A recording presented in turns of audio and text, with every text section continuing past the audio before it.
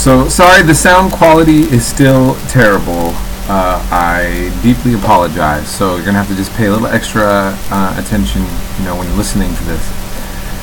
So I just want to remind you guys, first of all, when it comes to grading, I've been letting people put in late work. But if you have a grade and you have assignments that are late that I have not put a 0 in, and if you look on Blackboard and you see that there are several assignments that you have not turned in, and then you look at your grade, that doesn't accurately reflect what your grade is, because it's treating it as if you have 100% on the assignment that you have not turned in.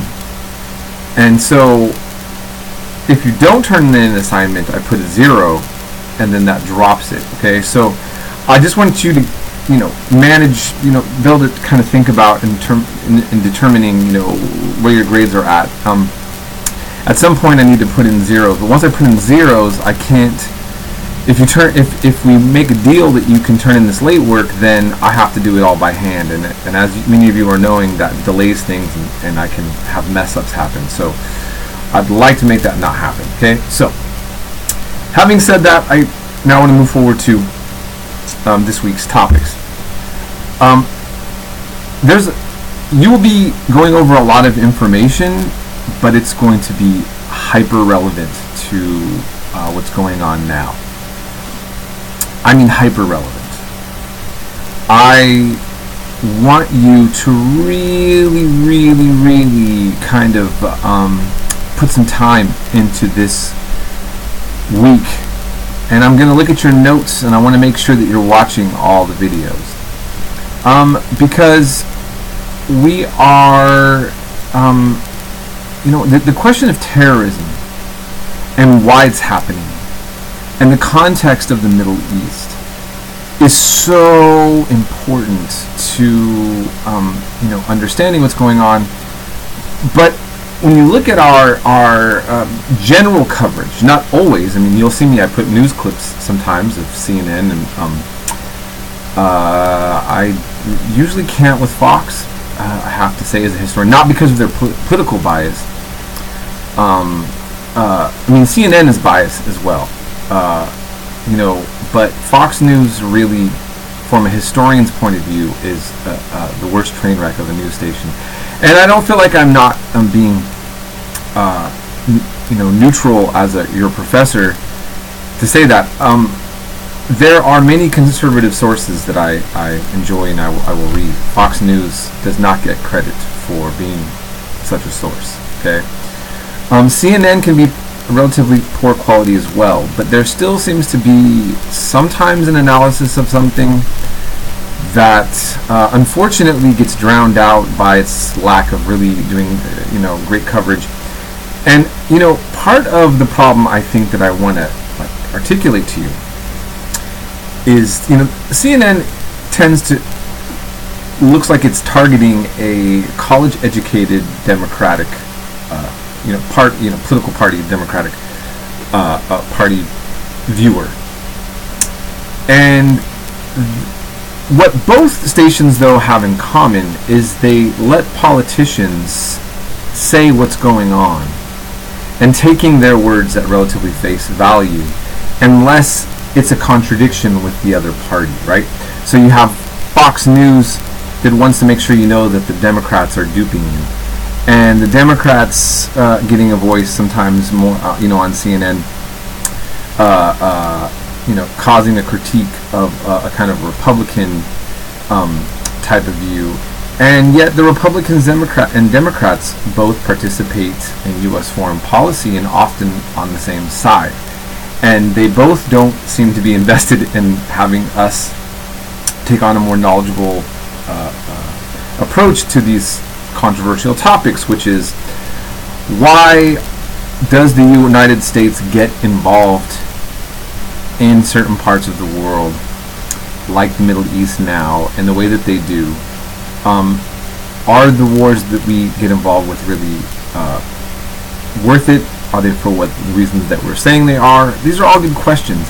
Israel is our #1 military aid recipient by the U.S. government. So our government supports Israel the most out of any foreign governments. Both parties are unquestionably pro-Israel. And when an election comes, you will see debates where one candidate tries to outdo the other one in their support for Israel. And Egypt is the second largest military aid recipient of the U.S. government, and it's also linked to buying off Egypt from attacking Israel. Now, I hope that, when you come into watching these lectures and we cover the Israel-Palestine conflict, for example, that this will help you approach it in a balanced way, even if you take on a certain position. I have an opinion on it.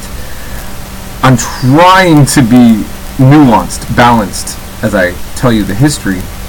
I don't want, you shouldn't walk away from my lectures and those documentaries thinking that, to break it down to, Jews are bad or Palestinians are bad, or Arabs are bad or Jews are bad. I want you to understand the conflict, and so that you can see that there are forces at play, ideologies at play, historical backgrounds, and a momentum was created to put a situation to where it is now. And you can find one side has a more reasonable narrative that you sympathize with, or the other one maybe it doesn't work that way with you directly. But I ultimately want you to see that. I hope when we're learning world history that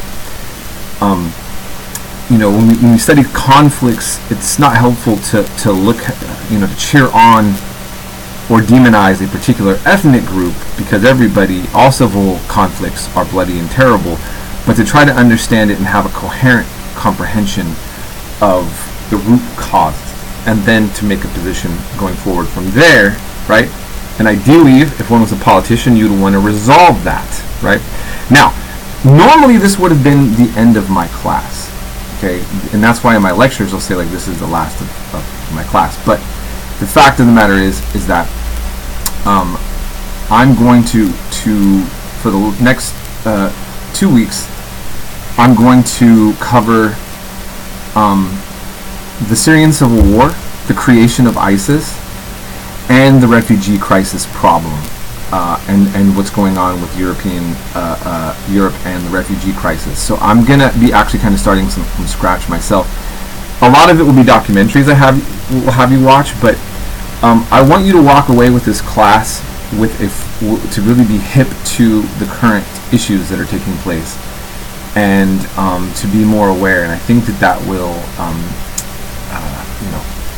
help you as a citizen kind of decide what a more balanced approach would be on what our reactions should be to all of this instability and terrible violence and the fear of terrorism and all that stuff. So please call me if you want to talk about any of these things in detail, whether it's the Israel-Palestine conflict, about some of the stuff we cover in Africa, or of course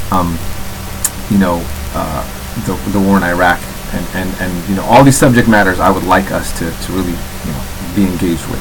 I'll end it there. I hope you're having a great week, and we'll be in touch.